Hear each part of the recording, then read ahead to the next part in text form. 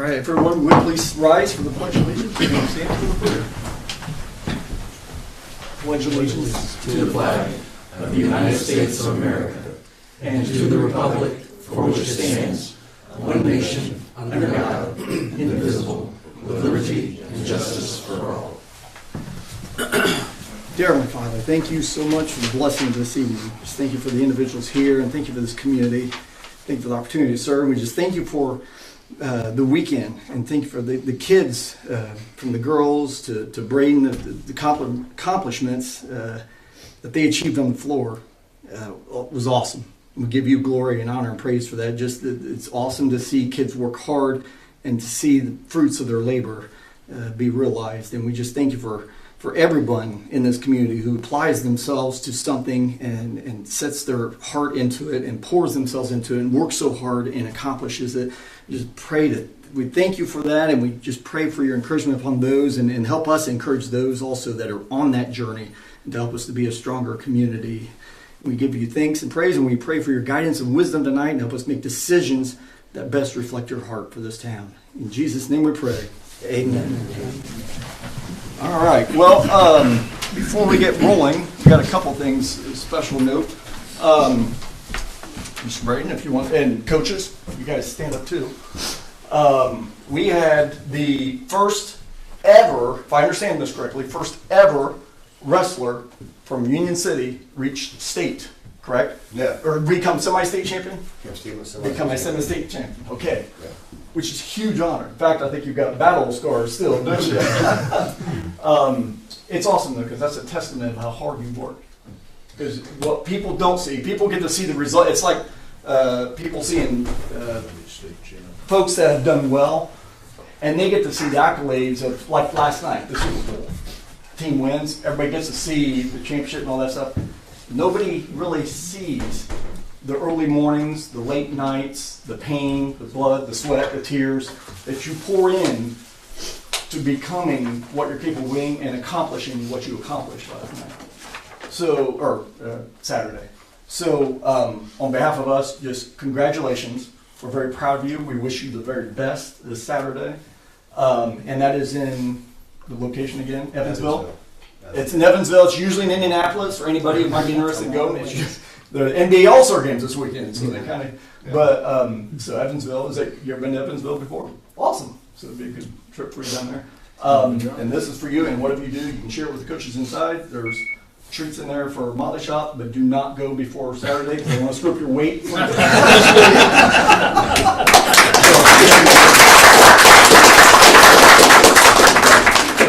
you guys. Thank you. You guys, man. Way to go. So, all right. And then next thing up in the item, Wilson, if you would, if you mind stand up here. We have 2 student representatives now for City Council. And we will swear in the next one on the next meeting because you guys are going to rotate, right? Yeah. All right. So Wilson, if you don't mind, Wilson Aguilar Mendez. Did I say that correctly? Okay. Awesome.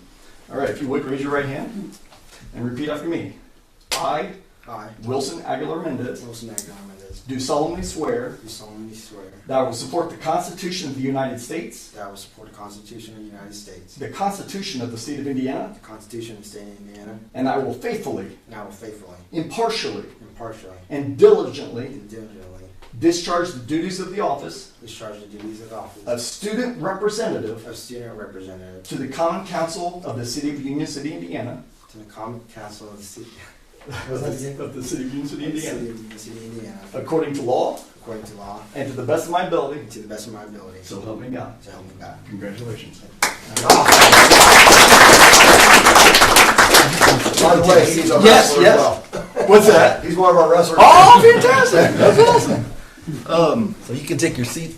Yeah, and here, Wilson. Here's your. And our other guests, we have seats here in the front. So well, actually, and now I've got to turn it over to Shelly. But yeah, guys, we got to get ready to go. So are you guys part of the team as well? Yeah. Wait. Okay. Good job. So we got to ready to go. We got to go do a tutorial for state. All right, man. All right. See you guys. Thank you guys very much. Thank you. Good luck with everything. One more signature. And then we have a special guest, an impromptu, because it has to do with our 175th.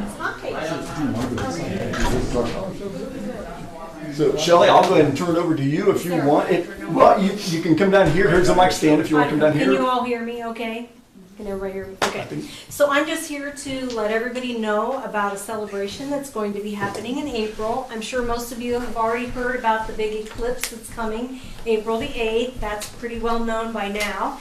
But also Union City is celebrating its 175th birthday this year, and we opted to, a group of volunteers opted to make that weekend of the eclipse the weekend that we have our celebration as well. So we're hoping to capitalize on all of the people who are coming into the area for the eclipse and give them some extra things to do besides just watch the eclipse for 4 minutes. So anyway, it's called, let's see if I can think of it as Quarto Sepcentennial, which is very awkward. So we're not calling it that. We're just calling it Union City's 175th birthday celebration. And it will be held April 5th through the 8th. And April 5th is a Friday, and that's First Friday. So we're going to kick it off with a big First Friday. It's going to be at the depot. It'll be a little longer hours, and we're hoping to attract more people. That's pretty much everything that's going to happen on Friday. But Saturday and Sunday, we're going to have all kinds of tours, the cemetery, hopefully the post office, I'm sorry. There's going to be storytelling on the library lawn. We've got other tours of the museum. There'll be a parade on Saturday. We're thinking in the afternoon. It's going to be kind of like the homecoming route. Start at the school, work its way downtown, and then on to the Ohio side down to Elm Street. We'll have selfie stations where you can take pictures in front of some of the murals. We'll have some special props that you can use for that. Food trucks, craft vendors, and one of our things that we just found out the last couple of days is that our very own Chris Hockey is going to come back home from Minnesota and do a concert for us. So we're very excited about that. That will take place on that Saturday. So lots of things happening. The schedule is being finalized. We're going to hopefully have it all printed up on a schedule and passed out within the next couple of weeks or so. But in the meantime, we just kind of wanted to get the word out. We've been meeting for a month now, so lots of meeting twice a month, just trying to get everything to come together. These flyers are being printed. Gary Elliott is having these printed for us. And they should be out anytime. So you'll start to see these all over the place on bulletin boards and to pick up in businesses and all over the place soon. We also have a Facebook page. It's called Union City's 175th Birthday Celebration, and a YouTube channel. So Rick Clear, who lives in Atlanta, Georgia, and most of you know he's the former K.I.S.S. TV director. He's set up our YouTube, and he's going to be doing lots of interviews with people and sharing lots of things on there for us. So be sure to subscribe to that channel. It's Union City's 175th birthday. We're kind of repetitive there, aren't we? But so be sure to tune into that, like us on Facebook, follow us on Facebook, and we're going to try to keep things posted on there to keep everybody abreast of what's happening. We really want this to be a wonderful celebration. We want to celebrate our past, our present, and our future for Union City because we're so excited that it's our 175th. And traditionally in the past, this has been something that the Chamber of Commerce has headed up, but we no longer have a local chamber. Right. So last year, I think I was talking to you and I said, was anybody planning anything? And you weren't aware of anything. And I thought, I'll get some people together. So we're just calling ourselves ambassadors, people who love Union City. Anyone is welcome to join us. We have a group of probably 12 to 15 people, and we're meeting right now. So as soon as I finish here, I'm going back to the meeting, and we're going to talk about some more fun things. But we're very excited about it. We hope everybody will join us in the celebration in some fashion.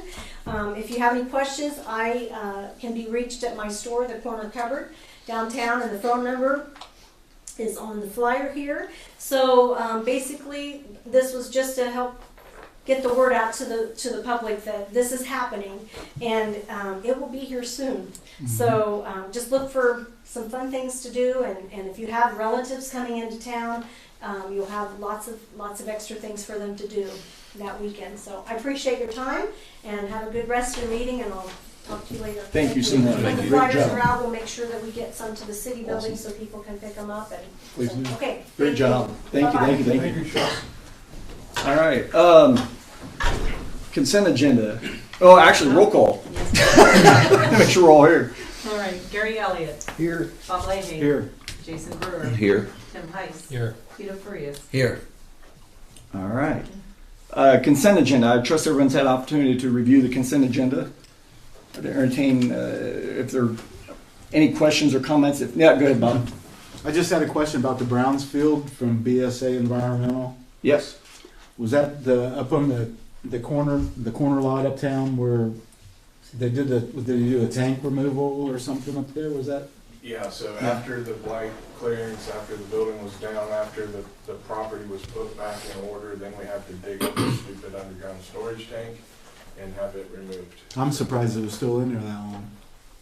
I'm not sure how it wasn't identified that it was in there before we tore the building down. Right.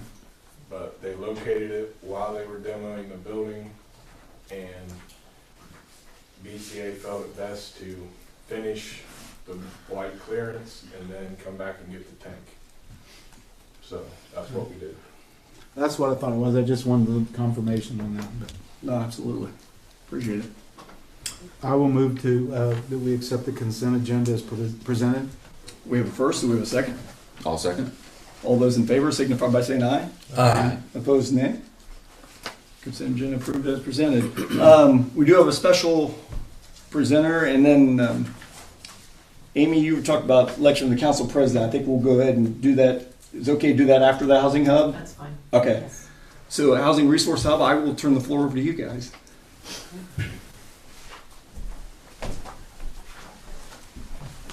Good evening. Good evening. I'm Heather Presley Cowan with the Housing Resource Hub. We are a nonprofit 501c3 that's located in Fort Wayne, Indiana, and we are working on a countywide housing strategy right now with Randolph County. Very exciting. What we learned in the housing strategy was that 1,175 households of all incomes every year look to come and live in Randolph County. And a substantial portion of that market potential is right here in Union City. And so when we were put in touch with Ricky Ward and his project here, it was part of a call out that we did countywide after we shared the results of the market potential analysis and said, we do actionable housing strategies. Our goal is now to put the wheels into motion to build your local housing system. So as a nonprofit, we can actually take land and develop it. We can also work with private sector partners who are dealing with market-related issues to help move the market along.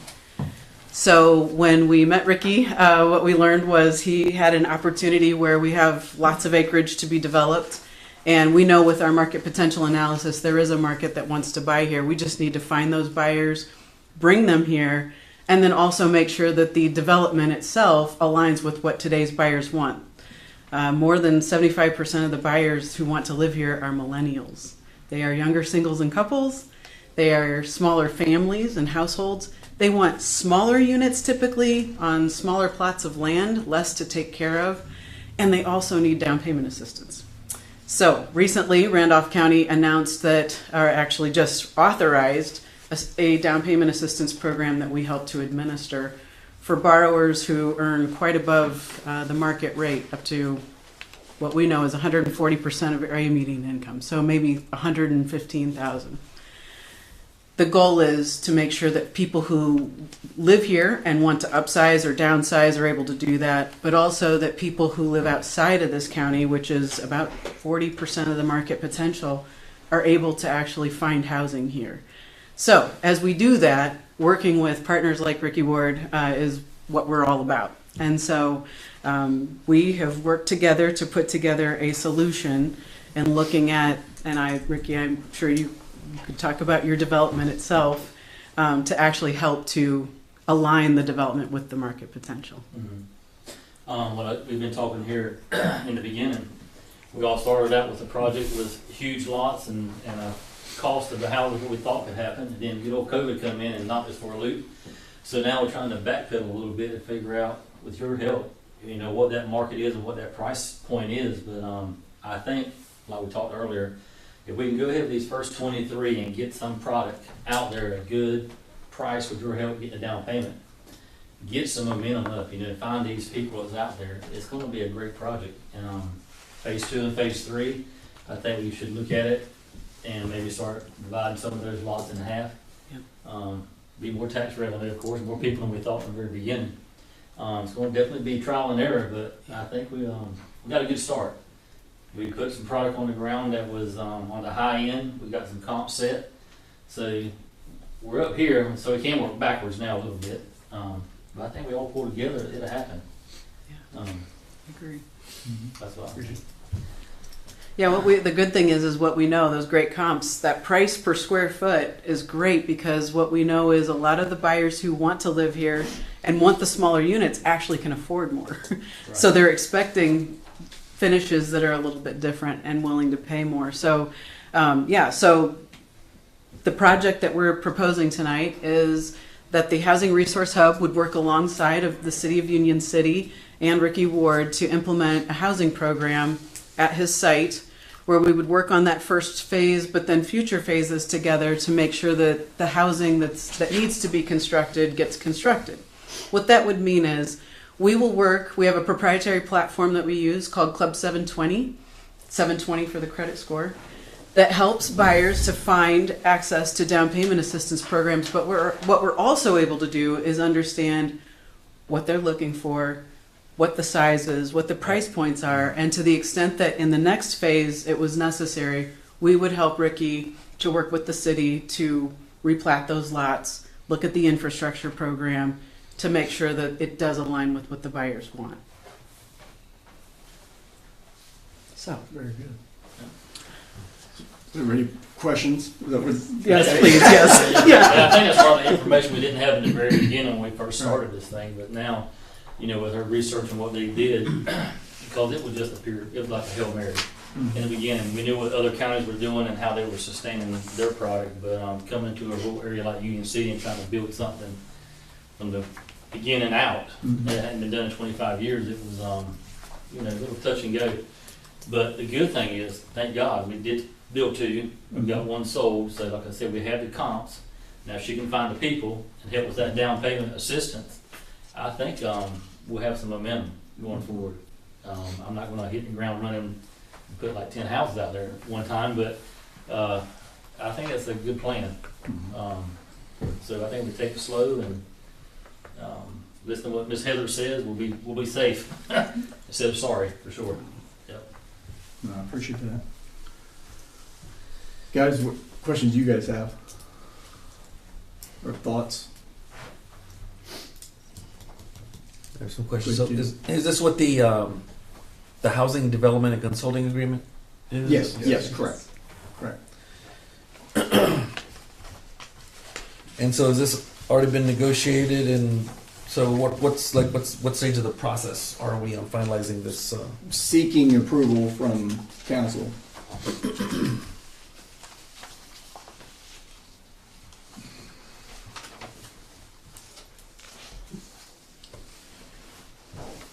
So Heather, while they're contemplating and processing, if you don't mind, give a quick overview of what with the county, how that got rolling, and kind of some of the things that you guys have observed in your time, because you've met several times and presented several times to the county.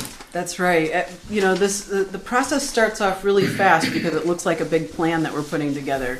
So we understand the market potential, which means we're looking at those households who every time they search up Zillow or every time their lease comes up, they're looking here. And so that's where we found 1,175 households of all incomes every year swirling around Union City, which we're not going to get 100% of them, but when you actually extrapolate that down, that means we're going to need hundreds of housing units over the next 5 years, up to close to 500 throughout the county.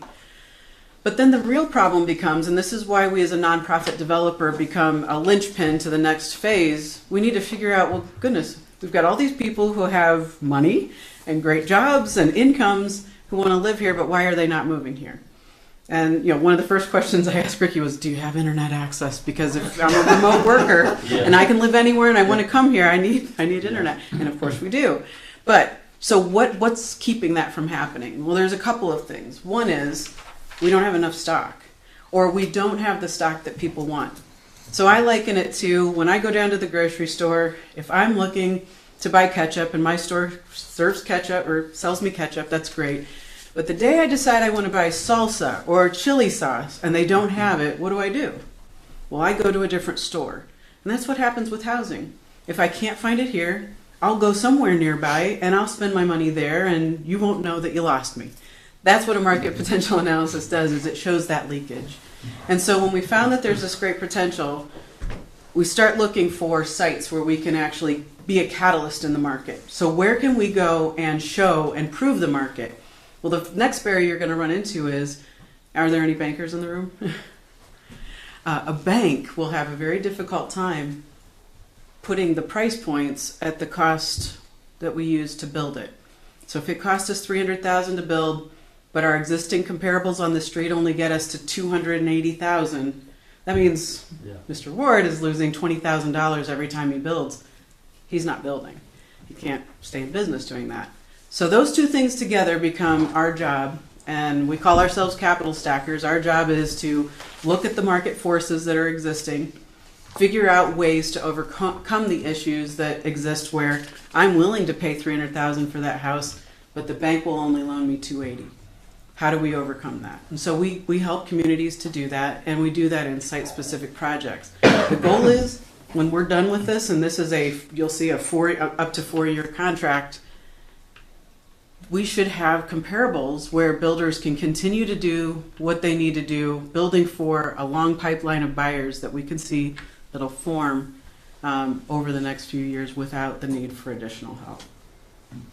So we want to work ourselves out of business. Me too. Wouldn't that be nice? Thank you. I do have some questions. For the Housing Resource Hub. Yeah.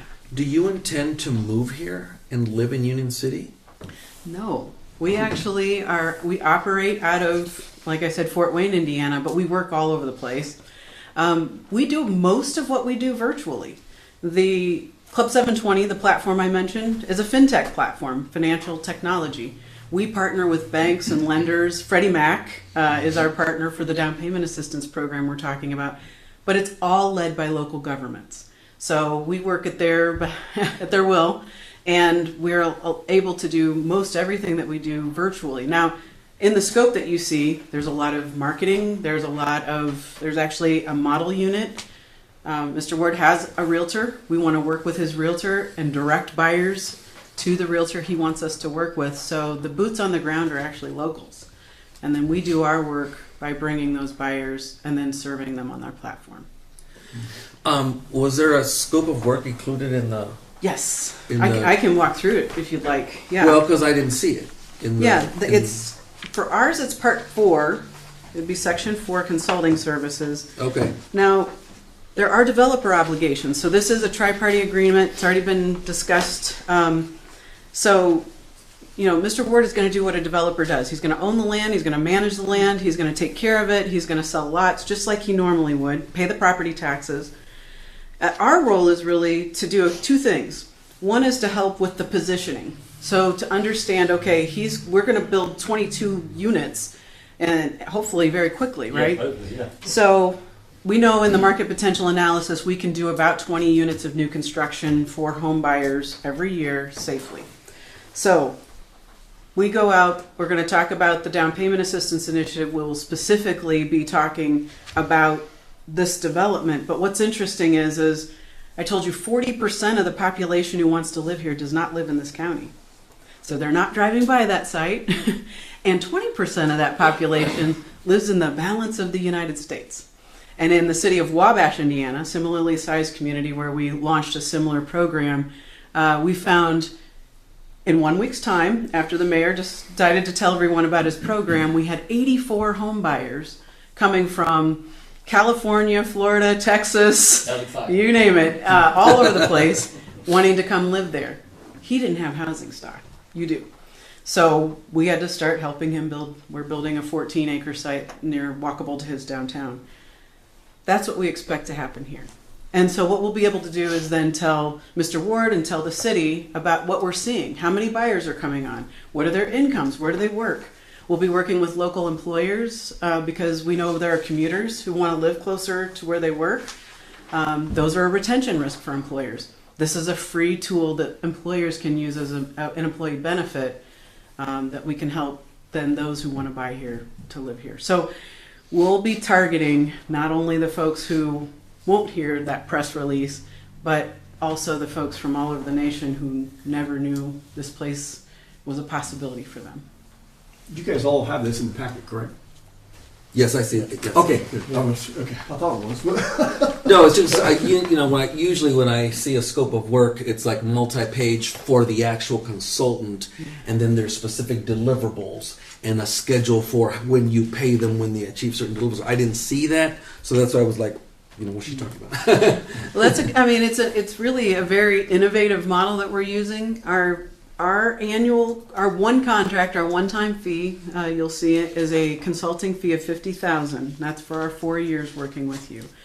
The way that we've worked with Mr. Ward is that we will also lease his model unit. So we've asked, okay, in addition to our consulting fee, that lease payment that needs to be made in order to use it as a sales office will be repaid as lots are sold. So we're all participating in this development. And that's how we see our time. Over the next 4 years, we'll do way more than $50,000 worth of work. But the goal is, at the end of the day, we're all incentivized to make sure that those lots move. So, to be clear, the house that is on Carter and Columbia, that's going to be a sales office. Yeah, Mr. Ward. like a model home type deal. Okay. But it's still in the process they're using it. We're going to still advertise it, so if anybody comes along and wants to buy it, get rid of it. We can always do another spec. Yeah, We need to do. absolutely, yeah. But right now we don't have any product for anybody to come really look at, so it's Right. good to have a model home. And it just kind of helps the whole scenario, really. We'll definitely use it for marketing materials as well, yeah. Okay, I'm the doom and gloom guy. So, in the contingency that the sales don't support to Yes. make the lease payments on that model home, in terms of in that period of time, where do we go from there? What's the Excellent question. the exit on that? So this contract will last no more than till the December 31st of 2027. Right. Our board wouldn't like us to go out on a longer limb than that. But to the extent that every month there will be a $2,600 payment going, lots need to be moving during that time. But as we start to look at the development, Mr. Ward has agreed that we will look at, do we need to replat? Do we need to do something else? And in working with the city, what does that entail in terms of infrastructure changes? What does that entail in terms of the costs that it's going to incur, that we'll incur to do that, to subdivide lots and that kind of thing? And so he mentioned that earlier, but that is part of our fee, is consultation on that on an ongoing basis. And the great thing about our platform is we can see this in real time. From the day we start talking about the development, we can start talking about what we're seeing in terms of traction and what buyers are saying. How flexible is the actual infrastructure? Like it's done, right? Like we've installed water and electricity and all these things. How flexible is it in case you need to reduce the size of plots or increase them or whatever? The first phase is done. The first phase is done, and what we talked about in the beginning was it be a good idea now to kind of back up and kind of split those lots? I don't think it'd be cost effective to do that right now. It'd be a bear. But it's not impossible. On the first phase you're talking about. Yeah, I'm talking about just go ahead and try to get this first phase knocked out Yeah. with these 23, and then as she's seeing the information come down, if we need smaller lots on phase 2 and phase 3, we can go ahead and start accommodating that. Okay.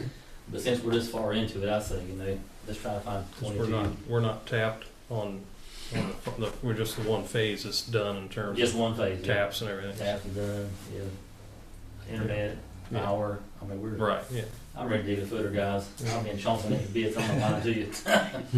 So You said first phase 23?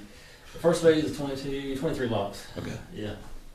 And there, we've even talked about on one side of it, maybe if there's a avenue of people who wants townhomes, maybe.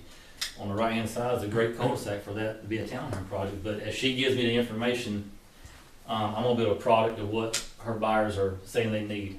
That's unusual for me. Most of the time I just put a spec out there what I think the market's doing.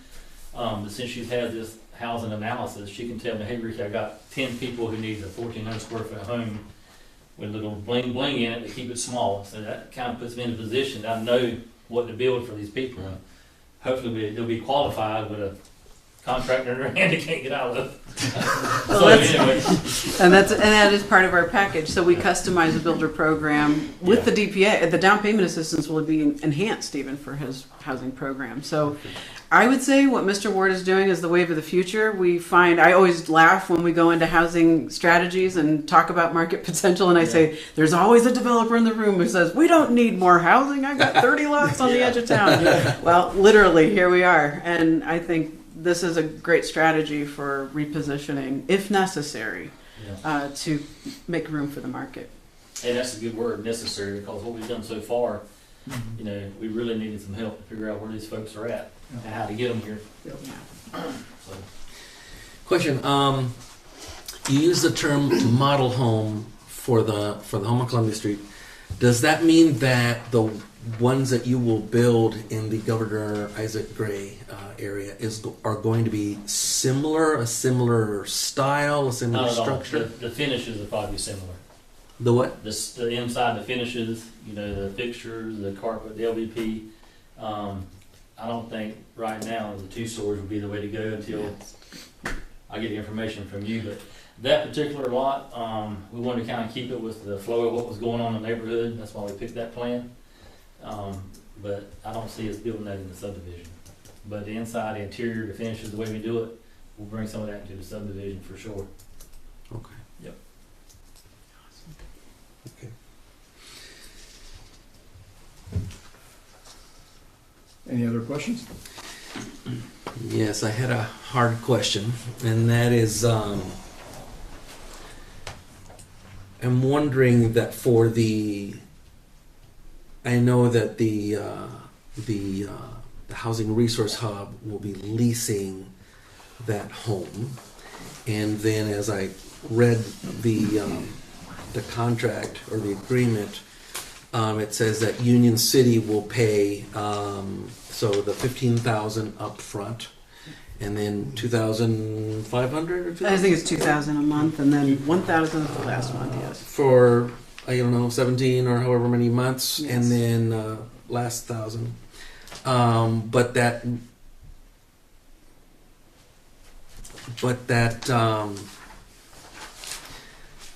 what Union City pays the Housing Resource Hub will cover the rental. So Union City is covering the lease. Yes, and then under 6.4 is when those lots sell. Mr. Ward has agreed that $2,600 would be paid back to the city until it is repaid with every lot.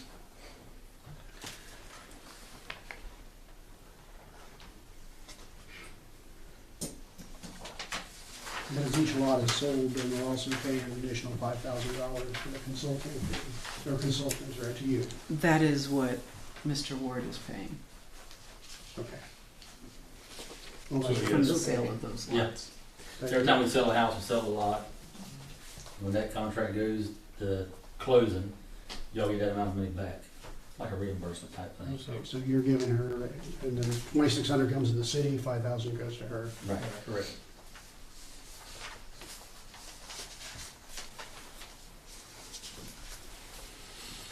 I guess I don't understand the necessity of the city paying the lease. Why would we do that instead of like the developer maybe offering that home free of charge? I mean, it seemed, I don't know, just Question. So, as part of our due diligence in working on this, we met with Mr. Ward's bankers, and this was a workable solution. That particular unit has debt on it, so it costs him every month to have it. So, our ability to use it as a sales unit, we will lease that from him so that we can use it as part of our sales package. Certainly when it's sold, there will be no lease payment. Yeah. And that But- money eventually comes back to the city. That's right. It comes right back to the city. Okay, you're convincing me.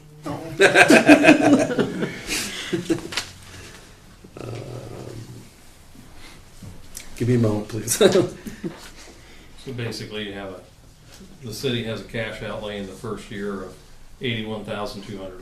Yeah. And then beyond that on the lease, Right. whatever the. So that was another question, right? I'm sorry, did you finish? Yeah. Okay. So for what the city pays the housing resource hub, it seems like it's sort of a similar activity that you carry on during the whole duration of the agreement, yes? So, yes, what we will do is work directly with the developer to design the housing program and market it. Ultimately, we're measured on our lot sales. Our board is looking every month at, are you effectuating what we said we would do? And so, yes, our goal is to move every one of those houses as quickly as possible. But we need Mr. Ward to collaborate with us, because in the event that we find, my goodness, we have buyers, they just don't want this product, then he's going to have to customize. And yes, we might need, I think, you've got 25% of your market potential probably live here are empty nesters and retirees who want a main floor. They don't want 2 stories. Yeah. So how do we design that for them? And so our goal will be to serve all of the market potential, but it's going to require a collaboration.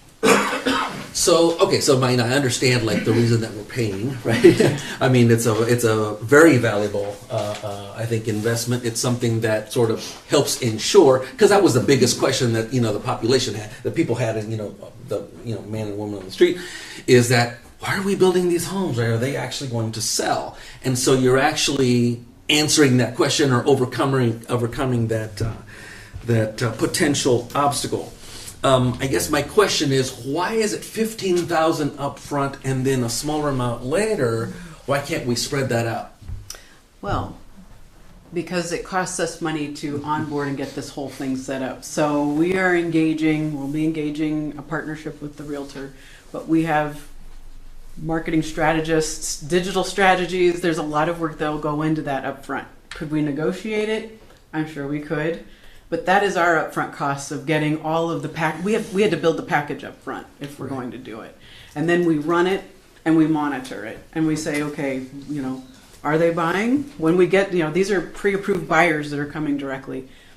The great thing is there are ways to design it so that you have to watch it for about 6 months to know what's really happening. So I guess to that point, it costs us money up front to do this. And in the event that the contract were ever terminated, we would not have wanted to be out that kind of money. Our board wouldn't understand why we would be out that kind of money and not have recouped it ourselves. I'd say it's our startup costs, basically. Any other questions? Yes, the agreement, when I go on GIF or whatever, I count something like 35. Yeah. It includes the future phases. Okay, so I count 35 plots. I understand, but oh gosh, I want to get my numbers right. Wait a minute. So this list here in the annex in Exhibit A is 35. Right? But when I go on the GIF system, I see in the Governor Gray area there's only 32 plots. So I'm wondering, are there 3 properties that are outside the area of the Isaac Gray zone? There's actually, I think it's 3 lots in the very beginning of it. Yeah, that's the entranceway. The entrance. That's the entranceway. But there would all appear in the GIF like I counted those. I mean, I don't doubt it. I don't doubt it. We have had a issue with parcel numbers and getting it platted and getting the people over there, I and know that's been an issue. it has been a reckoning. Yes, it has. are For any, those 3 outside parcels, that's for the entranceway. That's the entranceway. The streets haven't been excluded from They haven't. that. I I'm counted not the sure. streets. Yeah. I mean, it's been, yeah, it's a mess, Yeah. the way it's been laid out. And the Webster's not in there. So is there a, what is it? Is there a tax parcel that is? I know there's one on the Columbia Street house is one of them, right? But is there one downtown, or is there one somewhere else other than the Isaac Gray or contiguous to the Isaac Gray? No. Okay. Thank goodness. Okay, that's all I have. I don't know if anybody has other questions. I'll tell you this, I mean, as far as me personally, the $50,000 is very minimal for 4 years for any company coming in and bringing you the actual pre-approved buyers. I think as far as us coming in Union City, somewhere I hadn't been done in 20-something years, I think we had the leverage to do it. I thought we had the momentum when we first started. We had Workhorse, who was a player. We had the lumber company, who was a player. And we all know the story of what's happening with that. So to bring somebody in like Miss Heather, that can bring people nationally in that hadn't even heard of Union City, it's going to be a major, major deal. And for for 50 grand, that's cheap. I'm just going to tell you right out, that's cheap. I think we can get it done. But again, if we don't move quick, winter will be coming before you know it. I know our pastor said, well, spring's around the corner. It's a big corner, but spring's coming. But I know winter's coming, and it just slows things down. So we need to be moving, to say the least, if we want to do it this year. Guys, if you have no other questions, I would entertain a motion.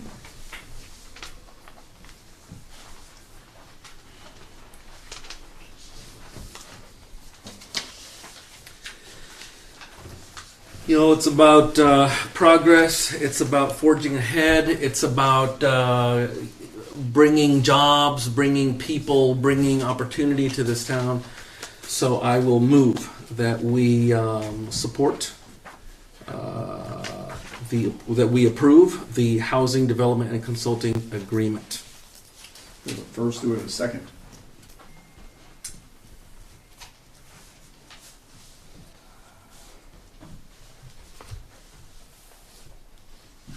I'm not against it, but I really would like to have a little more time to absorb it. Okay.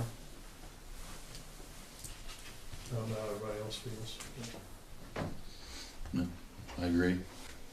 Sit on it for a little while longer and Well, revisit. I would strongly encourage you not to sit on it, but to strongly absorb it Right. with great fervor, because as Ricky said, that we're time's a ticking.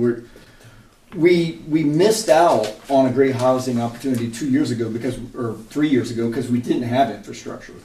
When everybody was moving out of bigger cities and people were trying to find place, and houses were selling like literal hotcakes, and we missed that window.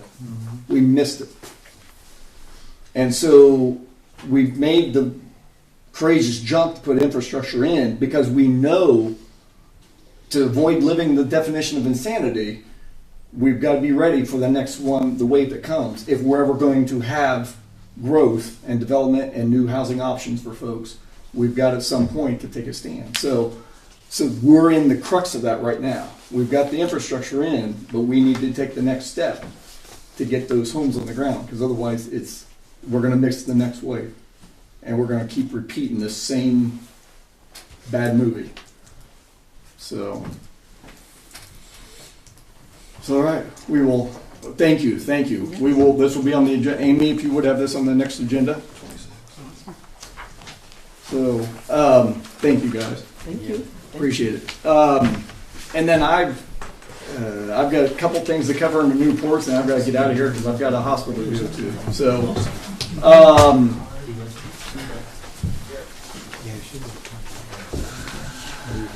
Want to recognize the girls basketball team. Thank you, God. Appreciate it. Thank you. Girls basketball team, semi-state bound. So wonderful job over the weekend. Absolutely wonderful job. And then also we've got a community Christmas work day this Saturday at 9 o'clock. Saturday morning at 9 o'clock at the park at the community Christmas barn, which is the barn on the far west end of the park, near the soccer fields. Community work day at 9 o'clock. If we get good participation, we hopefully can be out there in an hour. with what's left to be done. Excuse me. And then the other item I want to cover is election of a 2024 council president.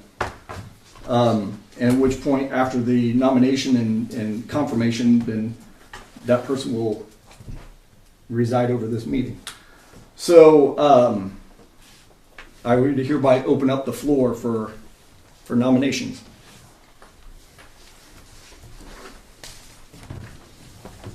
I nominate Tim Heiss. We have a first on the floor. I'll second. Okay, we have a first and a second. Tim, are you good with that? Yeah. He says it a whisper. I don't have much of a voice tonight, for sure. Okay. Okay, so that wasn't intentional. Okay. All those in favor signify by saying aye. Aye. Those opposed, nay. All right. Well, congratulations. Okay, well, I'm gonna hand this over to you, and I apologize, everybody. I've got to head out, so I've got to hit Muncie.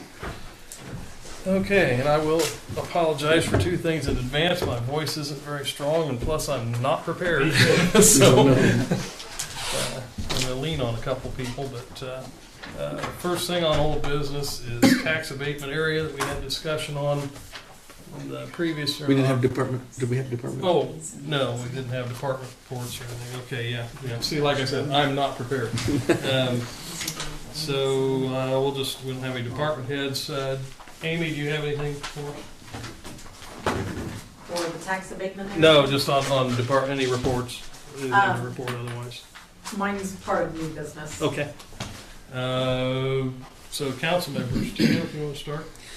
Yes, we had a town hall meeting Saturday morning where people were able to ask questions, some of them hard, about the collaboration that is happening between the Unicity, Indiana administration and the Unicity, Ohio administration. So there was a presentation by Mayor Spence.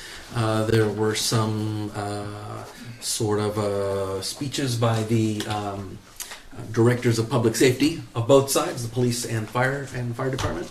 And then the people were asked questions. So this was broadcast live by K.I.S.S TV. So you can see that recording on K.I.S.S TV on Facebook or on K.I.S.S Communications on YouTube. And so just it was funny because people were like asking me afterwards, how'd it go, Tito? Because we expected it to be contentious. I know some people had been quite upset that sort of the ball gets rolling before people are sort of told what happened. So that's kind of why I wanted to organize a town hall meeting. But all the information is there, and you can post questions online, or you can go to the like on the YouTube or on the Facebook posts, and you can also go on the city website, and you can ask your questions there, and we'll do our best to answer them. That's all I have. I don't have anything, Jason. I know we have the DORA on the old business, so just quickly on that, I did reach out to a couple communities a couple weeks ago. I have responses from the mayors of Troy and Eaton, Ohio. Overall, positive feedback. Eaton has used it for an old-fashioned Saturday night car show. I guess Bushrod Brewery, bars downtown, art center, downtown boutiques have all welcomed this, utilized this. They have gone through 1,000 cups so far. They said they're still pretty new into this, so but so far so good. Troy did have a little pushback on the initial startup, but it's been well received by the public and by the businesses. No one has abused it. What the City of Troy did say is the police a few times have had to remind people when they're outside of that designated DORA area, but that's on a rare occasion. So overall, good feedback. That's all I have. Great. That's great. Thanks for Bob? doing that. I don't have anything. Okay. Gary. A couple. And forgive me since I'm new here that maybe this has already been addressed, but the water that's going across the sidewalk on Pearl Street there from the alley that's coming out of State Farm, is there any plans to we've had people like, apparently there's been a couple slip on that. And if it could just, even if we could just do a trench and grade it and put the water out to the street that way. Yeah, so that's kind of a strange conversation. So we had a water leak. The water was finding its way into the State Farm basement. It was being pumped out. That's where it was coming from. We fixed the water leak. Once we found it, water dried up, it went away. And then about 20 days later, it just reappeared and started coming back. So we're not 100% positive where or why it's finding its way to that basement. We're not sure if we have another leak, but we are expecting our leak detection company will be in town, I think the end of this week or early next week, to basically check our water lines for a leak. Like I said, we did locate it and we did stop it, but now it's doing it again. So we are working on it. Worst case scenario is we can put it in the storm. That's pretty easy, but that basement's been relatively dry for as long as I can tell. And for some reason over the last 6 months it's been wet, and there's no real rhyme or reason for it unless we can locate another leak. Well, when I talked to Dennis Pratt, when they did correct me if I'm wrong, but when they sold the building or did the thing for when Linda passed away and they did all that change, they had to do the LATA stuff. And when they did the LATA, they found that they were pumping water, that they had stuff going. Right, they did, and that was all replumbed. And But what I'm saying is, so that's when the water became coming out the side. correct, it's theoretically, you could say it's been hidden. But Right. again, we did, when we fixed the leak at 212 North Columbia Street, all that water dried up. And so what that tells Brad and the public utilities guys is it was making its way that far because of the leak. Because 212 was actively leaking and nobody knew anything about it. So, and it's literally down the hill from where that building is at. So, we can absolutely put it underground, but that's cutting the highway, that's cutting the road and tapping the main. We can do that. We just haven't gone to that because we're really trying to locate the source of the water. And we can't do that if we just hide it. So we kind of have to figure out where it's coming from. Okay. And just out of curiosity, has the water that's coming out of the pipe been tested? Like, Yes, it is city water, it's not like. It is chlorinated. Oh, it is chlorinated, okay. The other thing this is just a question. Has the city have we thought about anything about putting in like electrical charging stations for vehicles? He can answer your question on We that. have, we applied for about a $3.5 million grant to update all of our off-street parking lots with new security lighting and 12 public vehicle chargers. We did not get selected for that grant, but we are actively and currently still looking for options to do that. Okay, that was it. All I had. Okay, Steve. I don't have anything except what's already on the agenda. Okay. Our student representative, you're on the agenda, but don't know if you have anything to add at this point in time. Right now, I don't really have anything That's fine. to add. That's fine. Okay, and, okay, old business, back in the tax abatement area. And, we'd had, like I say, we'd had previous discussion in the January meeting about this. I believe, Bob, did you say you did put together a map of an area that you were looking at? It's just A general area? yeah, just a sketch basically. But, know what we need to do to move further forward on this. Basically, I can work with you guys one-on-one, and you guys can give me feedback. You know, we don't have to build this thing during a council meeting. If you wanna do it, I just need that direction. I'll have the new city attorney start working on the ordinance. And then I can just communicate with each of you as far as what you wanna do for the geographical area. And then from there, once we get kind of a consensus, we'll just approve that geographical area as part of the ordinance. Can we review quickly what the idea of it is? I mean, It's basically another, and I'm going to use this terminology just as a similar instance. So the tax abatement district theoretically is similar to like what the facade grant is. So basically, if a property owner in the business district of our community, whatever that geographic location is, decides to invest $10,000 in their property, theoretically their taxes are going to go up, and what you're going to be abating is the difference from what they were paying to what their new taxes is based on the investment that they've made to their building. so we continue to receive the normal tax You base. will continue to receive the normal tax base. What you're abating for a period of time is based on what the investment is and what the amount of the increase of their property tax would be. Okay. So just, it could be as simple, let's say a business has a gravel parking lot, and they'd like to consider paving it, or putting asphalt paving in or concrete paving. And one of the things that's gonna happen is as soon as they do that, the assessor's gonna come the next trip and say, aha, you've paved the parking lot. Your assessed value has just gone up. And matter of fact, the assessor's going to be there because you had to get a permit to do that work.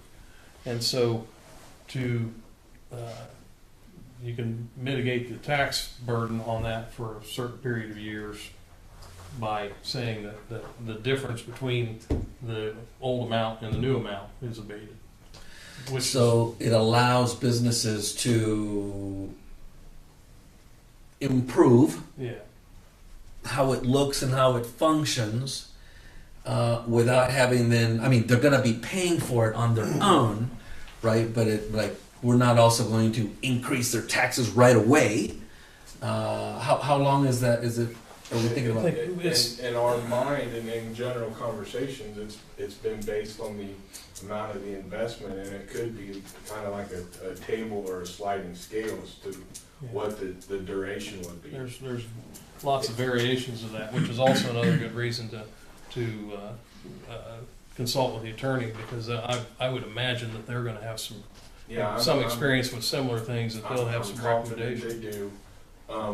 Just to be clear, if this was in place 3 years ago, we had a property owner invest this very large amount of money in their business. Last year got hit with a huge increase on his property taxes that theoretically, if it was in place, that could have been abated for 5 to 10 years, which it would have allowed his business to continue to grow, and it would have benefited him tremendously if it was already established. So for some people, we're going to be coming at this a little bit late to the game, but I would rather be a little late to the game and keep this growth and development that is taking place moving forward than to not do it at all. So we've had an abatement system or an ordinance in place for quite a long time that took care of personal property. So if a business spends a $500,000 or $1 million on an automated system that's going to up their productivity or add to their productivity or so forth, we could abate the taxes on that property, that personal property, say a machine like a big CNC machine, or in like Frank Miller Lumber's head saw we did quite a number of years ago. That's the best example, because that's been a very productive piece of abatement we did there. Added jobs, added tremendously to their productivity, a huge scale to their productivity. But this allows you to do it with actual real estate, with real property, what you refer to as real property, as opposed to just the personal property, the add-ons. So it just gives us another tool. It's not going to cover, I had to put a new roof on my building because the roof was worn out. That's not going to change my assessment. So if you like, and if you read it, if you go to the copy of the Syracuse ordinance that we handed out the last time, there's specifics that one of the things that has to be determined is that it will actually increase the assessed value in order for it to be effective, or for it to be used at all. And we need to, I think, one of the things we need to have a district in mind so that we're not just abating the entire city. And we can change that or add to it, change it at some point in time as we see fit. I think we need to keep it. I mean, to keep your guys' train of thought simple, just abate what you're talking about with the door. Just abate that history. Just keep it the same. Can we throw in the old body company thing, eyesore back there on Pearl Street? So, that would be nice if it were nicer. Is there a reason why? I mean, that building's full. Is it full? Is it full? It's full. So there's probably the one area and quite frankly where we had requests to look into this was kind of the Chestnut Street corridor, which State Route 32, and there's still some potential that could be a little bit of potential left in development on that corridor through town. Yeah, and all I was saying was let's get started with something simple. But I think we could expand it. We could just basically follow the state highway from the city limit in and up through the business district of downtown. Mm-hmm. Would be a good thought process. Why not Highway 28 or like Deerfield Road? Well, we could. I work at your leisure, so you we tell could. Me what you want. Well, that actually, we could carry a corridor. We're going to have we wouldn't necessarily have to continue it the entire length because it's primarily residential, and this doesn't. With the requirements that are going to be in there that we kind of discussed before the meeting, it's not really going to apply to residential districts. So we could have potentially a corridor out in the commercial district of and I think we can write North Columbia, Deerfield. I think we write the ordinance to specifically identify appropriately zoned properties. So. Yeah. So. Okay. All right. Well, I think we know where good direction to go. So next topic is Dora, and we did let's see. I think Gary gave us all a map that he's proposing. He gave Steve. You have a copy of that too. I do. And. The question that I'd present to Steve on this is how do we address, we've got the street areas, and do we need to, how do I say, encircle into the alleys and so forth? How do we need to define the properties? When I have been in a Dora area, in other communities, generally what you see is, like, let's say, just for example, let's say the Dora ends at Howard Street, okay? There will be a sign there, and then most of the other communities have a termination sign at like the next alleyway, the next half block. So, and again, our law enforcement officers do a great job of community policing. We're not going to be harassing people, but right. I think there needs to be visual reminders, more than one, as to where it is. Generally, the areas that I have been in, they're not just contained to a single solid straight line street. They're kind of encompassed in that block, because a lot of times people are parking, you know, off the main street, and they're walking to and from their car, maybe finishing a drink or whatever. So those are conversations that I think we just have to create with the ordinance. I think doing this 6 months ago probably would have been problematic, but I think doing it now, I think there's been enough of them created. I think the verbiage and the language is pretty straightforward at this point. I don't think there's a lot of curveballs that we're going to uncover. I think we just copy another community's ordinance and we identify what the locations are. I think Gary's basically identified everything that I think needs to be located. It's the only question is, are you wanting to stop it at the half alley off of Columbia in Pearl, or are you wanting to, you know, stop it at the next block? That's the only real question I think that needs to be answered.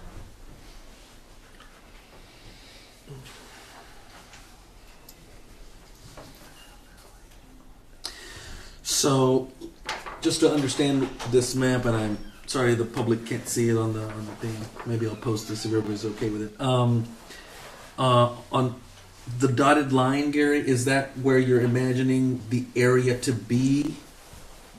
Yes, that would be where you would have things within that, like if you follow the one across on Pearl Street, and then if we go down into Broadway, so like for Heritage Days, the tent would be included. Mm-hmm.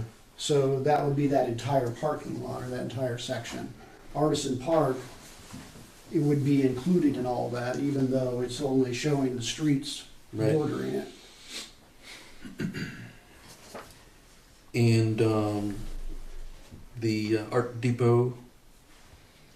Right, the one on Howard Street would then come down to the railroad track, which would encompass the Arts Depot, and it would be included too. Why would we not include the Howard Oak Street crossing, that area? I mean, if people are going, let's say, from Artisan Park to group therapy, let's say, why wouldn't, I mean, sure, they could walk up Plum Street, but I mean, what if they walk up Howard Street? That goes back to that same conversation I just stated. He's taken it down on Oak Street to the alleyway, like where Oak Street Antiques and West Falls old building is at. Mm-hmm. If you wanted to continue it to Howard Street, what I would recommend is a sign at the alleyway and then a sign again at Howard Street. And Howard Street is the drop dead termination of the Dora district. But you guys have to identify that. I think that's a practical idea, because I think you've got people at the American Legion, I think you've got people at Artisan Crossing, the depot, that may venture to group therapy or to the Elks at some point, and that corridor makes sense. I agree, but you guys just have to tell me where to terminate it. So, what do you guys think? I mean, from American Legion up Howard to Oak and over, and that alley, it's labeled here as Fletcher Avenue. I never knew that was called Fletcher Avenue, but okay.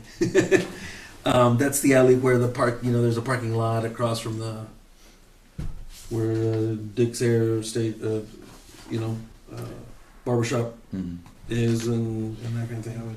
Well, if we're gonna include that basically encompass those alleys, Fletcher and the other alley. Correct. And those alleys get a little dark at night. Is that an issue? I mean, if there's an area that we need to look at additional lighting, we can. We've done additional lighting on the north side of Oak Street in the alleyway in Fletcher. If we need to do something else, we can take a look at that.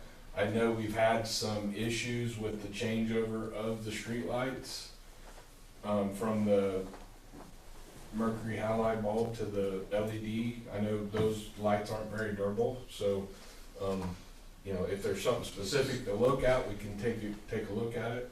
if we want more lighting, that's fairly simple. It's just calling AEP. Part of that parking lot grant would have specifically addressed additional lighting in our city parking lot off of Fletcher, along with vehicle chargers and things like that, so it would have been more lit up, but we didn't hit that grant yet, so, and those lights would have been solar by design, but, so, I think there's always conversation for additional lighting, but, you know, that's, just needs to be addressed. Yes, sir. Do you include the Elks Club in this? Yeah. They have a Yes. liquor Yes. license? Yes. Okay. Yes, we're gonna. What about that liquor store on Oak and Union? They have to, the liquor store would be excluded, and it's not on Oak and Union any longer, it's been relocated. Okay. But they have to sell, Thank you, Gary. beverages, you know, by glass is how it has to Oh, be. I see. Yeah. You can't carry out a bottle of Corona out of Lou's Tacos. It has to be put in a clearly identifiable Dora cup to make it legal. And you technically can't have an open container in the liquor store. Correct. Right. So, Uh-huh. We're at the liquor store, that's so, correct. So Yeah. liquor stores are, but they're not realistic.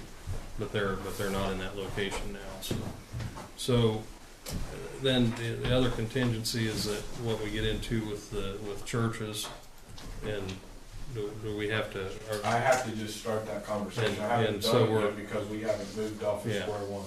yeah, and so we could have the contingency if we have objections that we can't overcome there, that we may have to modify, and at that point, my suggestion is that we use Oak Street across to get to state line. Then we'll have to do some measuring, see where we can go. We may still, I guess, like Gary's got the line on the drive here to the south of Broadway.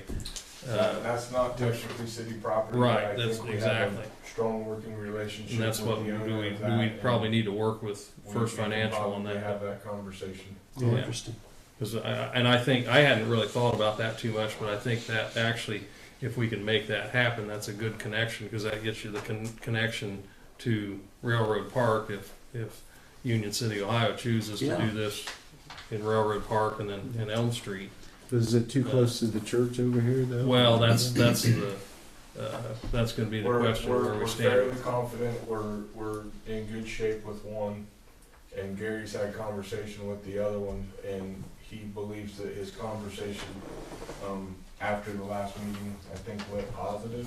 It was a positive cover. They said they would consider So it. I think we just, once you guys decide to create a Doria Mhm. district, then I think we just have to start having these conversations. And again, this is not a 24-hour day free for all. Right, yeah. There's, It's a it's like Designated. 10 p.m. There's a timeline that you Right. have to Yeah. comply, so.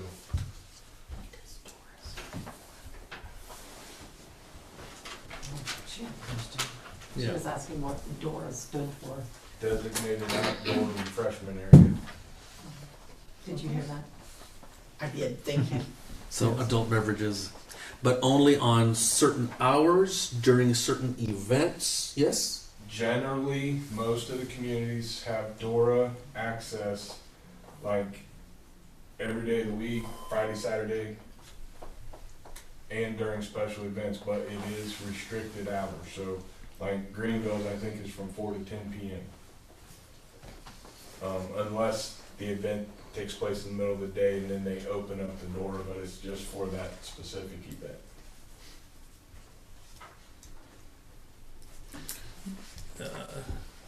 Should we solicit input from the establishments that will, would be the potential DORA providers as to what they'd like to see in terms of days? I think, the hours, I'm not so. Yeah, I think we could literally do, for the most part, that our vendors aren't even open 7 days a week. Right. So, I think we can basically pair Ardora based on what their hours are. Yeah.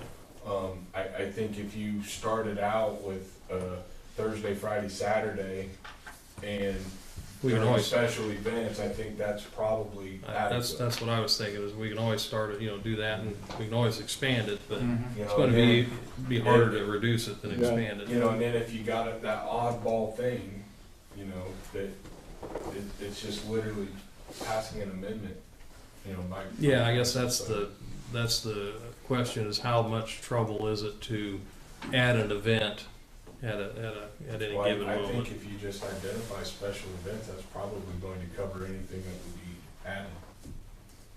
added. Can we designate, what's our status like with arts and entertainment and so forth, as far as, I mean, it's in existence, I mean, it's a 501.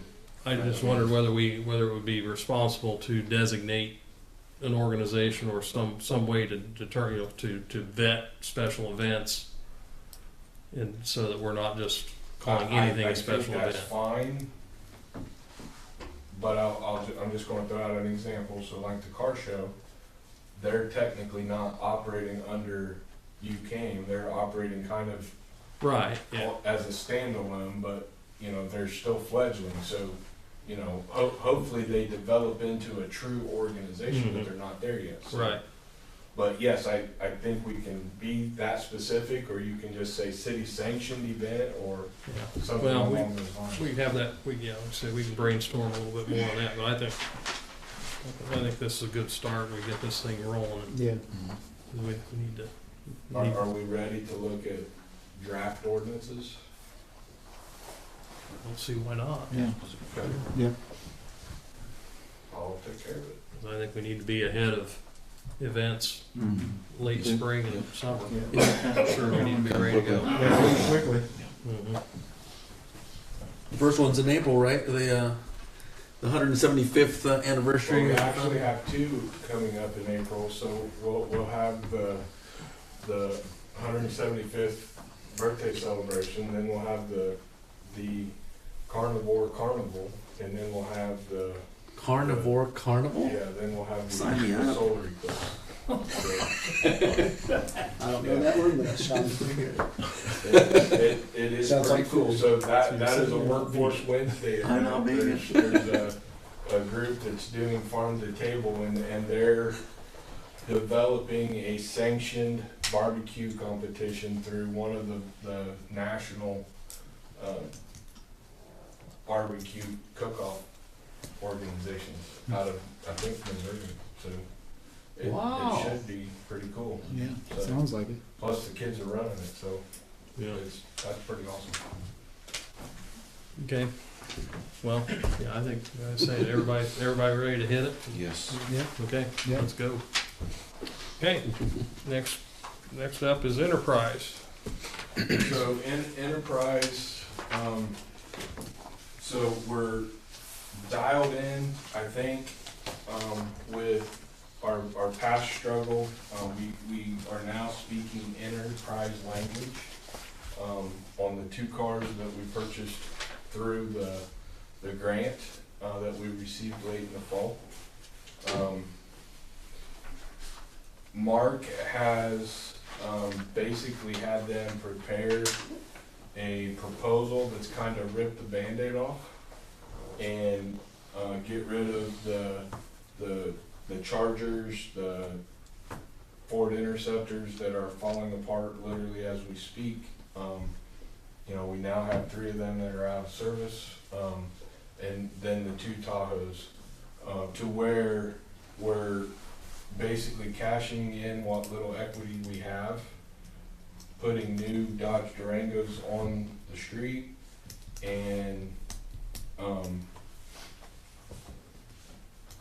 basically having a guaranteed residual value at the end of a 5-year lease term that will ultimately start reducing the cost of our fleet each and every time we trade it out. Mark has found the money within his currently appropriated budget through cuts of things that he's been able to make because of the collaboration. and he would really like to get this thing moving forward. I will also be presenting a similar proposal to you guys at the next meeting for the wastewater. Rob is working on locating the money for him to do the same thing. We have 2 pickup trucks out there that are well beyond their usefulness, and they're literally falling apart. I mean, like, they're rusting into pieces. So we'll have that proposal at the next meeting. But again, for the police, they would be getting rid of the 9 cars that we have, and they'll be getting 6 new ones, and the money's already in their budget. It's just moving line items around.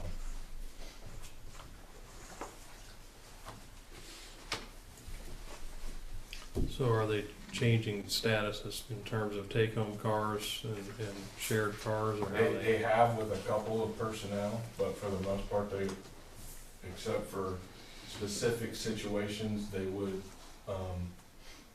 still have take-home cars. That's almost kind of like part of the job description anymore. Yeah. I will tell you that we would be putting the telematics system in all of these cars through Enterprise, which would, because we are having some vehicle issues, we don't know if it's the driver or if it's the vehicle. So I think we're going to go ahead and put the telematics in it so we can actually monitor how they're driving, what their acceleration rates, what their braking rates, what all that is. So I think that'll be part of this transaction. Currently, we've got payments, I think, on 5 of the vehicles that we're trading in. So we're already committed to those payments. Those payments, plus another $20,000 that he's already located in his budget, puts 6 brand new cars in our fleet, and it starts us down the road to where we're going to be reducing the cost of our fleet each and every year. So.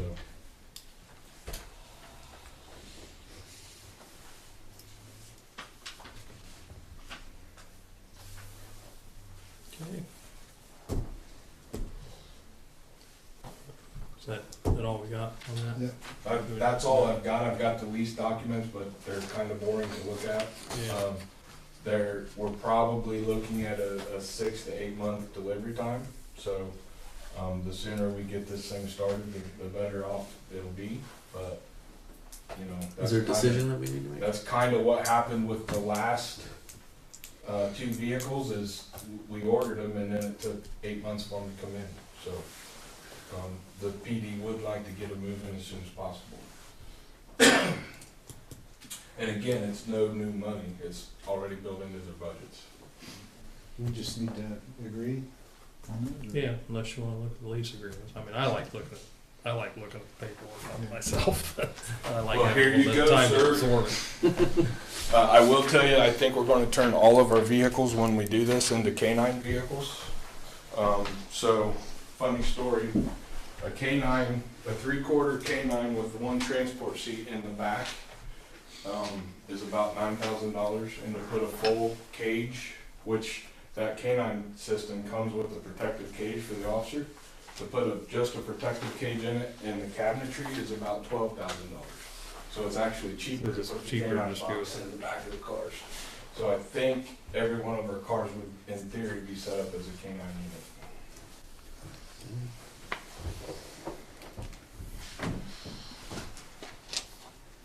We'll put that on the agenda for next time as well.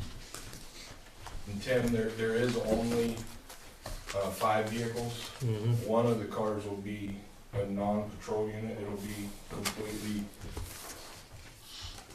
an undercover unit that the detective will be using for drug buys and things like that. So they haven't settled on a vehicle, but the cost of that is roughly half of what you see there because it's not a pursuit rated vehicle.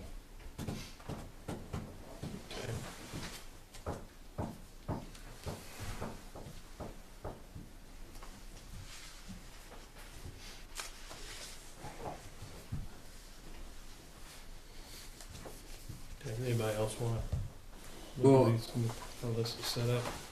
Do we have to have a decision now, or can we do it next next meeting? I mean, because I think it's wise for us to have a good look at it. Mhm. Next meeting? Put it on the next meeting. It's fine. We can all get a copy or something to look at. Yeah.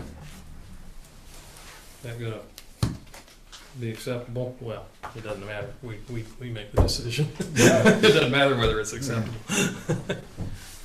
I told you everything you needed to know, and it's, the sooner we do it, the quicker we get them ordered, and the quicker they come in. So, ball's in your court. Okay. Well, we're gonna wait a few months so we can wait 2 weeks. Okay. All right. Yep. And we'll have that on the agenda for next meeting. Okay. All right. New business, conflict of interest forms. We had conflict of interest forms in our packet. Is there any questions from anyone about those? I think we just need to, we just do that by resolution, I believe. I had one question. Yes, go It ahead. was confusing to me. Why is everyone who's filed a conflict of interest form an actual employee of the city? Because it seemed like some of those people aren't employees, or at least one of the person. It was like, One that you might be thinking of, you might not realize is an employee now, because she's a new employee. okay, So, I wouldn't all right. think Jeanette. It's probably who you. Yeah, that's what I was thinking. I'm like, she what? is now an employee of the city. Okay, Yeah. but isn't like conflict of interest is also like I am on city council, so in principle I have decision making power over certain expenditures things. So if I have a business that supplies things that we could buy, that's a potential conflict of interest. So if someone doesn't have any decision making authority, it's like why are we making them fill out these forms? I mean, not saying that she does. I don't know what she's Indiana doing. says we have to. State of Indiana requires it by all employees. Amen. That particularly employees that are handling funds, which, we have employees that handle funds, like water clerks and so forth, that while they don't have any true decision making, they are in the process of doing business with, for the city, so. Okay. For all those people, it's expanded, all those things have expanded a lot, just in the time that I've been doing this. There's been a tremendous expansion in the conflict of interest and nepotism laws. Everything has Tightening up. tightened up and built a lot, and for which really we never have any issues in that at any time in my memory. But that's okay. It's a good safeguard. So if there's no other questions, I'll entertain a motion to accept the conflict of interest forms. I move that we accept the conflicts of interest forms. Have a first, have a second. Oh, second. Okay. You want to just do a roll call, or do you want to do? I can do a roll call. Either way. Gary Elliott, Yes. Bob Leahy. Yes. Jason Burr, Yes. Tim Heiss. Yes. Peter Frias. Yes. Okay, thank you. Ordinance 2024-02, codification of ordinances by the first reading. Of course, this is, Gary, certainly this is new to you. We've done something we do every year to ordinances that have been either added or amended that have to be codified to put in our ordinance book, basically, at that point. It's just more of a formality than anything, really, I guess. I should say, not to discount it, but.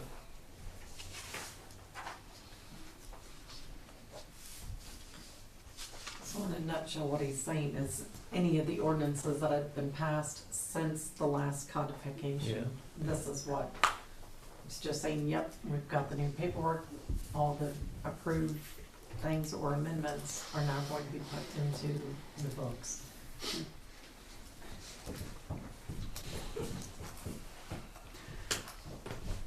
Last year we had those all included in our packet to read. So I mean, I was like, That was sent in a separate, oh, I'm sorry. Yeah, there was. Yeah, might there wanna was check a my separate email. attachment. Yeah. it was Okay. too large just to Right. put it all in the packet. It was not in a separate attachment. Any questions otherwise? No, it's, Okay. yeah, got it right. Okay, no other questions, I'll entertain a motion. I move we accept the 2024-02 codification ordinance. Okay. I'll second. First and a second. I'll second. Amy, you want to take a, I Bob? did. Okay, Gary Elliott, Yes. Bob Leahy, Yes. Jason Brewer, Yes. Tim Heiss. Yes. Tito Frias. Yes. And Now, that is just the first reading only, so That's first we'll reading. repeat Yeah, this first again reading. yeah. Yeah. at the next meeting then, Yeah. for the second reading. Okay, next up is Preservation Society facade grant. And, yeah, So this needs to be approved for payment. The work's done, the invoices are in. They did spend a little bit more than what you initially approved back a year plus. It was originally approved November of 2022. Yeah, so it's been a while, Yeah. but they got the work done. They spent a little bit more money. They did a little bit more work. So we just need your approval to authorize a check. And so are we paying the sort of slightly higher, Excuse me? like, did they pay it a little extra, or are we just paying up to the limit? No, we would pay 50% of what they totally spent, which is a little higher than what the proposal was. Well, actually, it can be done either way. I mean, you can make the choice just to pay them what you agreed on the first time, or if you want to make the amendment to the facade grant. okay, so the original project estimate was $8,500. The amount requested was $4,250. The actual project cost completed was $95,7390. So we can approve the $4,250 or up to the 50% of $95,7390, and I'm not doing that in my head. Great. That would be 4786.95. 478695. Okay. And we still have money in that fund, yes? Yeah, we're Yes, there was still money in it from 22 for that. It was already earmarked, but it's also, I'm assuming, reset for this year. Yeah, we're reset for Carried over. Yeah. I'm good with the higher price, I don't know about everybody. 40,000 per year is what is that what we have? So, but we still have 22 funds put back for that. So who said, you say that? Yeah, you want to make that form of a motion then?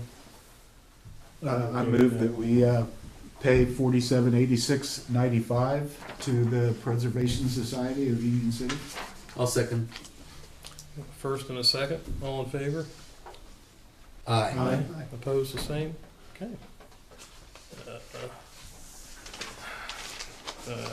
Apogee. So, last council meeting, it was suggested that we look at a better form of communication. Coincidentally, I had already had the meeting set up at the last meeting with Apogee.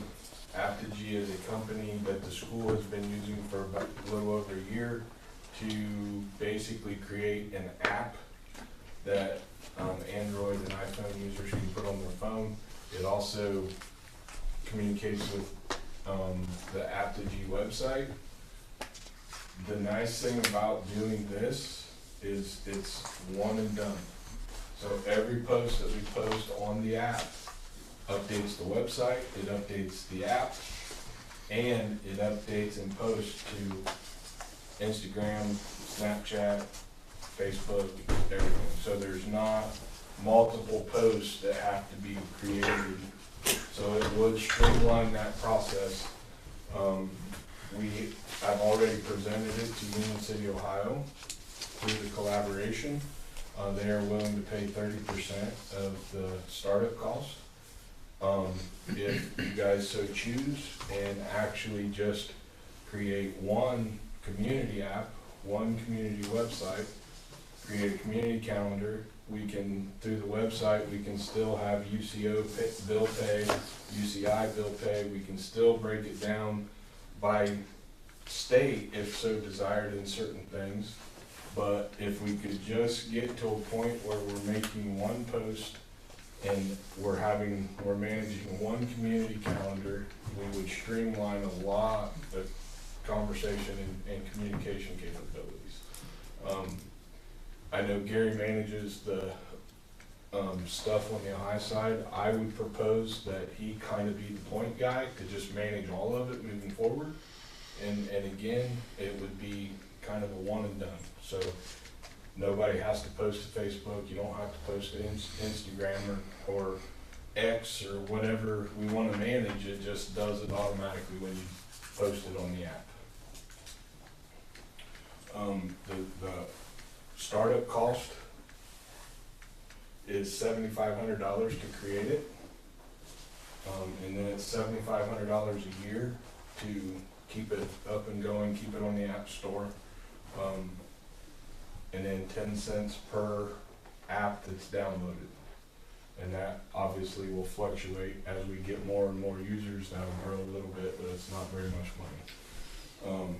So our portion of that first year would be $10,500. The Ohio side would pay the balance. And then moving forward, it would be $7,500 plus the 10 cents per app.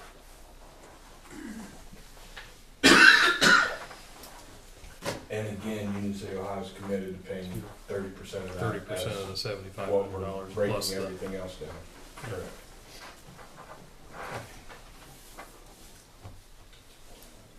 So as an individual user that downloads the app, let's say somebody downloads the app, Completely free to the user. so what do they don't post anything, they receive the posts on that. So That is correct, and taking, lead from what you had indicated at the last meeting, I would propose that we build the site as an information site only, and it's not a back and forth conversation. You guys can manage all those things on your personal pages or on your council pages, but allow us, both communities, to just get the accurate information out and allow us to use that tool to communicate that correct information. So they would have it set up that when we post somewhere, when something, an admin or whatever posts somewhere, it goes to all the other entities, Facebook, X, whatever, Correct. and then it also goes to that app, It goes to that app and it goes to the website. to the website as well. And it's one post and it's done. And then who's handling the posts? If we have somebody, is that what you were talking about? I would propose that, we pick a committee, you, maybe me, maybe somebody from UCO that has the ability to do it, but we need to streamline the communication and we need to stop making multiple posts and just get the information out so people can, absorb what's being provided. And the nice thing about what this will also do is it gives our community, our citizens, literally a scrolling community-wide calendar of every single event, and we can put on there whatever we want to put. It can be as large as we want. So, you could put all the Preservation Society events, all the depot events, you can put all the concerts, you can put all of that on the calendar on the front side, and it just be a completely available tool for everybody in the community. Steve, did we comparison shop on this? I mean, I know there's several services that do this kind of thing. I have done no comparison shopping. I know that it works. Our Randolph Eastern Schools is using it. I'm happy to shop around and see what else is out there. But I have not done that yet. Again, I'm bringing this, I had the meeting scheduled because they got my contact from the school. Gary brought it up at the last meeting. I went through the meeting and it is probably a lot simpler. It's a good idea. I think it's an efficient idea, and I know that it works and it works well because the school's using it and they're loving it. So. Now, can it go to multiple websites? I mean, right now, obviously, we have two different ones. Are we thinking about merging of those, or are we looking at sending this, that can send it to both websites? I don't care, but from my perspective, we're either one community or we're not. And to start creating all of this stuff as one community calendar, you know, put the Mississinawa events, put the Randolph Eastern events, put all of that stuff on one calendar, it's going to be less confusing for our community. Right? They're going to have one point of information for everything that's going on. Yeah, I definitely Sounds- agree. In Yeah, terms of sounds that. good, sounds That's good. always a challenge. Do we want him to shop around a little bit, or? Well, I think we'd probably be good to do some due diligence on it, but I think the concept is definitely good, and I think that puts, I think the recommendation puts it, Yeah. it's at the top of the list, right off the bat, but I think it'd probably be due diligence to do a little verification of where cost is otherwise and I can do that. performance, just so we have a little better assurance. I don't know what the UCO council will have to say about that, but They're in favor of doing it. I don't think it matters the engine that's doing the work. yeah. And I don't know. I think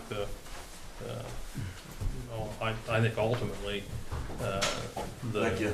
Thank you, sir. I think ultimately the websites could be combined at some point in time if that's what people see fit to do. But at least if the calendars are combined, that'll take a lot of confusion out. Right. So since you mentioned that, we could post things from the two schools, and since the school already has one, is there a way for us to finagle our way into that? Cut their costs, cut ours. I didn't ask that question. I'm happy to ask that question. When I said we can merge stuff in from the school, I wasn't talking about necessarily sharing the whole entire their website and everything, but I'm saying if there's a band concert and they're going to have it at Artisan Crossing like they have in the past, we could put that school information on our website. If the school's going to be closed on certain holidays throughout the year, course of the school year, we can put that on the community calendar so that people are becoming accustomed to just looking literally in one or two places for their information. When you're looking at 5 or 6 different locations, it gets a little tedious. Yeah.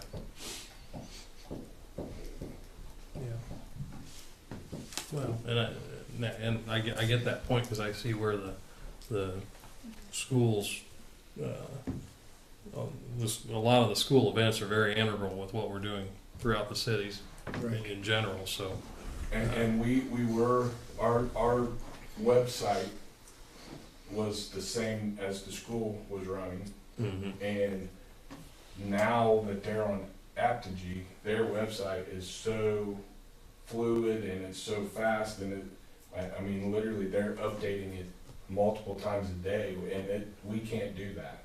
Right. I mean there's a whole long process for us to update our website just because of the type of site. Yeah, that's a nice website. So the school site is a lot more fluid and quicker to access, I think, than what ours is. It's kind of it's a website, but it's more app interactive, so to speak. Yeah. So I have a question. So Randolph Eastern uses that. Any idea what Mississinawa is utilizing right now? I have not asked that question either, but I'm happy to.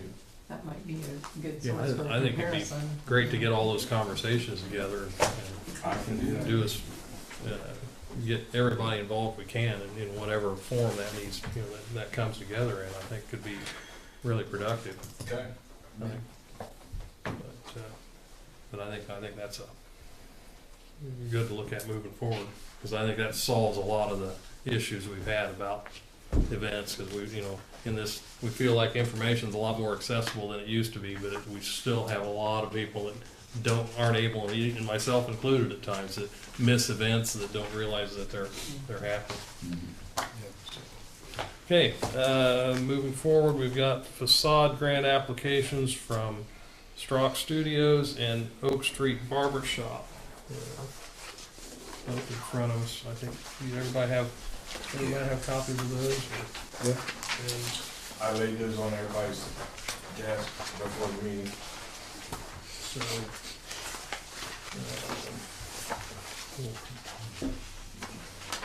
you can peruse the what's there, but and what the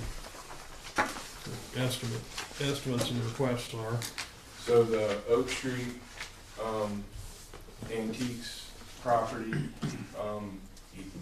Tony and Rhonda are once again kind of reimagining their property there. They're doing significant upgrades to accommodate another new business coming into our town. They're doing doors and windows on a couple of their properties there on Oak Street, and they're basically putting in a new electric service and doing some plumbing work. Oak Street Antiques is not going anywhere. They're just relocating to the alley side of the building, and they're basically renovating a storage room into the Oak Street Antique location, and they're building out a barber shop on the Oak Street side. The barbers that are coming in is 4 in total, with a clientele of about 250 people, and I believe they're, I don't want to say high end, but I know at least one of the barbers is kind of high end haircuts, and has a really large clientele. So they've signed a multi-year deal, and it's going to be a really cool looking barber shop with barber chairs. Already got a barber pole in the window. And again, we're bringing business, we're renovating buildings, we're fixing things up and making them better. So, and then the Strock Lawson building, the old Ohio Valley Gas, they have a,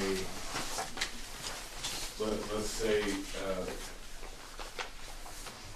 like a retention wall, let's call it that. Yeah.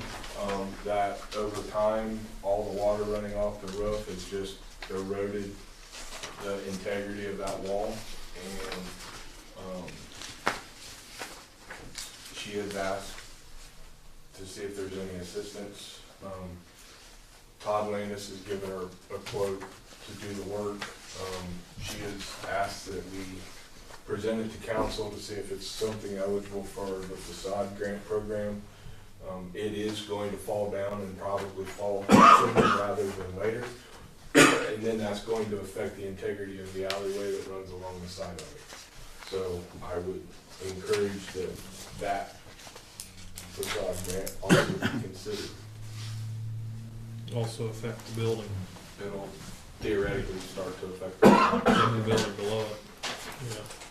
We would not be putting, Todd's recommending that we don't put the same type finish there. He would put like a split face block like what's on the stage there, because it's a more durable product, and it's kind of a cheaper product to put in there, but it's going to be capable of doing the job.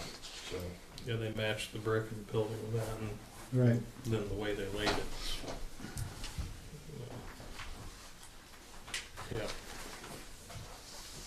You said that the wall, when the wall crumbles or falls off or falls down, that would affect the integrity of that alleyway. Yes. Theoretically, that's going to access what's underneath the alleyway, the dirt and the rock and the earth that's underneath there. Right. What I'm thinking is, is a facade grant? I'm all for it, by the way, but is a facade grant enough? I mean, an alleyway is kind of like a city responsibility, so we're gonna have someone I know, but spend the on. wall that has to be repaired is on It's on private property. This is on private property, so. Right, but if it's holding up the alley, right? I mean, Well, until we take down what's failing, I don't know exactly what's behind it. There's no way for us to tell until we take it off. okay. So- Because I mean, I think we should consider that. I mean, if indeed that wall is what's making the alley sustainable, then that's kind of a city infrastructure thing. I would agree, and if there's a problem behind the facade wall that is on city property, we would absolutely address that. What I will tell you is currently, we don't show any outward signs on the road surface that there's any washout underneath yet, but I guarantee you, if the wall falls, it's going to start eroding. Yeah, Okay, but yeah, just keep that in mind and then move forward. okay. Everybody good? Yeah, you wanna, if say I'll entertain a motion, you can put them together, you can separate them, whatever. We need to separate them.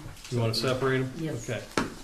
So at that point, I'll accept or entertain a motion to accept the facade grant application from Strop Studios.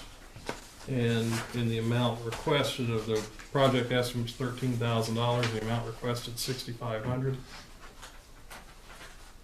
Keep in mind, we're not awarding this, we're just doing approving the. Initial approval, and then Initial when approval, the yeah. receipts come in. We just need to vote on it, or just Yeah, I mean, agree on it? we Or? just need to go ahead and make a motion and that we agree that, I will move that we accept the facade grant application for Strock Wasson Studio for $6,500. I second it. okay, there's a first and a second, all in favor? Aye. Opposed, the same? Okay, next we have an application from Oak Street Barber Shop. The project estimate is $20,000, the amount requested $10,000. And I'll entertain a motion on that. I will move that we accept the facade grant application for Oak Street Antiques and Barber Shop for $10,000. First, and I'll second. a second. All in favor? Aye. Aye. Opposed, the same. Okay. All right. That's it for agenda. Visitors, questions and comments. Any visitors wishing to speak to the council? Bob, state your name and Bob Gentry, address. 521 North Plum Street. I would request that at your next meeting, when you consider the hub, what's it called, the housing thing,